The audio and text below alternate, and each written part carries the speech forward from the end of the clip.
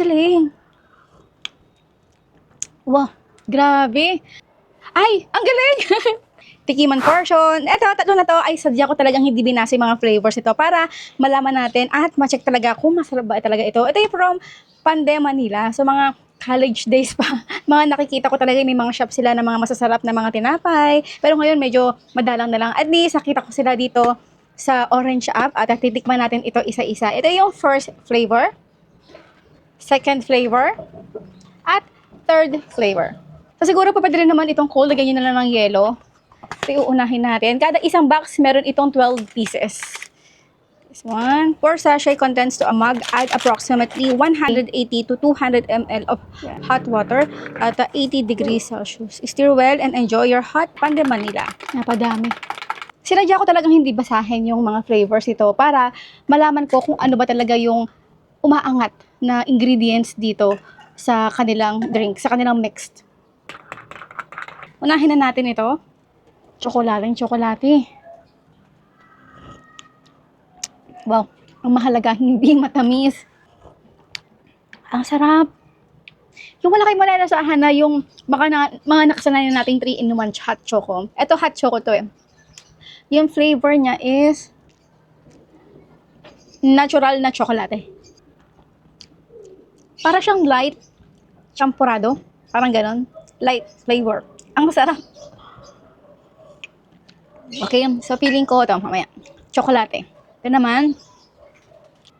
Ito amoy kape. Medyo light coffee siya ang amoy. Milky and coffee. Oh, matapang. Barako. Ang sarap. Alam mo yung tamis niya, yung di nakakatalagang tamis sa tamis. Para siyang ano, milky, na para kayong umiinom sa mamahaling coffee shop. Yung mga branded na mga coffee shop. Ganun yung lasa niya. Ang sarap. Para siyang nakakahalin tulad sa Spanish latte or Vietnam coffee. Ganun yung lasa. Tapos, milky. Ang sarap. Next, amoy natin.